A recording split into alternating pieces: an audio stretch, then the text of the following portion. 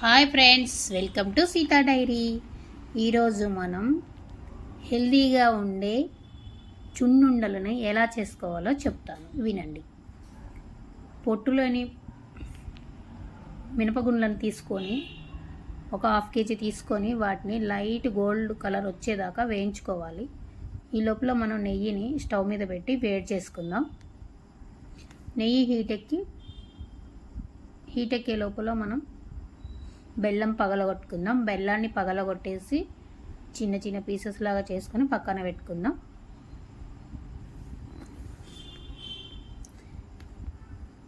ఈ లోపల నెయ్యి మనకి చిన్న సిమ్ మీద పెట్టి హీట్ చేస్తే అది ఈ లోపల వేడెక్కిద్ది.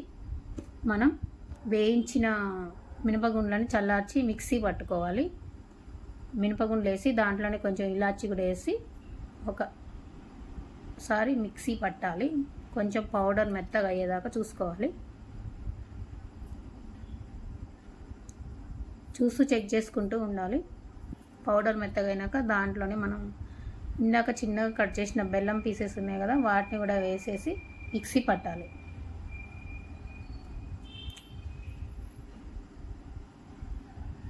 పావు కేజీ బెల్లం, 1/2 కిలో మినపగుండ్లు, 100 grams నెయ్యి.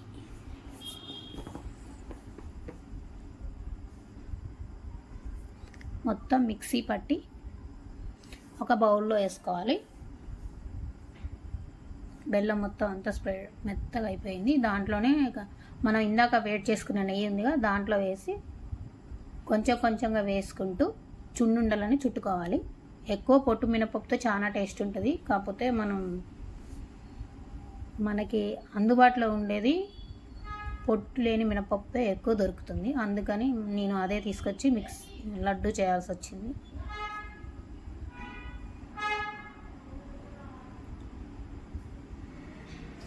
ఈ హెల్దీ చున్నుండలు ప్రతిరోజు తినవచ్చు, చాలా మంచిది.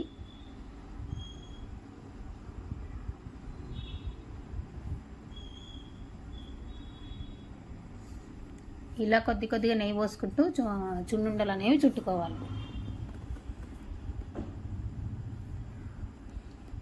మీరు కూడా ఒకసారి ట్రై చేసి ఎలా వచ్చాయో చెప్పండి ఫ్రెండ్స్.